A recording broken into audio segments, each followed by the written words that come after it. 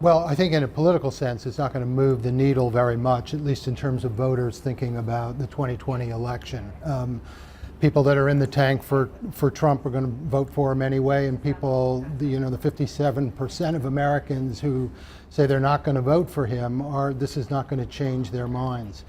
I think, though, the way that this report, Attorney General Barr's report has been framed, his summary, is guaranteed to ensure that this controversy continues, that it plays itself out in Congress over the coming weeks. Peter, good morning to you. I think it does move the needle. Maybe we're talking about slightly different things. In fact, that there are a huge number of other investigations, current and potentially going to start into Mr. Trump. I mean, I'm looking at one copy that says here there's 17 known investigations at the moment as well. I mean, there may not, but we know there's a lot. So I wonder if it has hindered these other investigations, because the big trophy investigation, the one that every American pretty much, or most Americans can name, has proved a failure in its, well, not a failure, it's proved a success, that justice has prevailed, but it's proved a failure in nailing Mr. Trump to the Russians. Yes, no, I think that that's true. I mean, he can breathe a sigh of relief in that, the charge that the Trump campaign was conspiring with the Russians in the 2016 election has been taken off the table.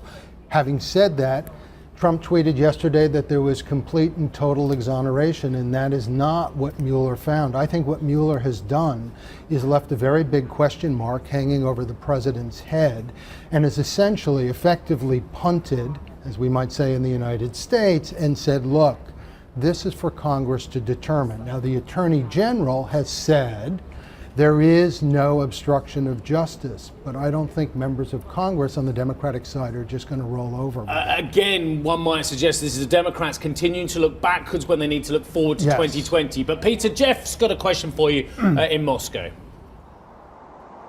Yeah, Peter, I'm very interested in your view on how you think the Russian-Washington relationship moves forward on the basis of the Mueller report now being presented, because it feels very much that I'm spending less time in Moscow as the president is more focused on a trade deal with China, or trying to get progress on a nuclear deal with the North Koreans. Do you think now that we have the report and it's done and dusted, that there is any prospect, as some of the senior Russian lawmakers here are hoping for, of a reset in the relationship?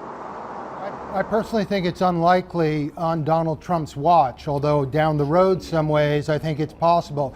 It's worth remembering that one of the things that Mueller has found and has found is that the FBI, CIA, and other intelligence agencies' investigations and charges that the Russians did in fact engage in trying to throw or turn or push the 2016 election has been upheld here. This has kind of been lost in the whole thing. And so I really don't see an opening here. And I don't think Donald Trump, especially given all of the remaining charges, as Steve has just pointed out, about Trump's financial dealings with the Russians and so forth, is still kind of hanging out there, that he doesn't seem like the obvious person to push this.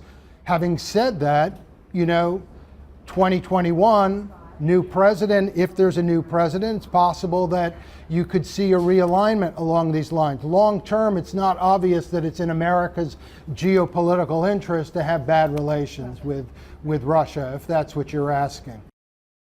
Hi, I'm Joanna Bersecci, and thank you for watching. You can check out more of our videos by clicking on the boxes on the screen. And don't forget to subscribe to our channel for more from CNBC International. Thank you for watching.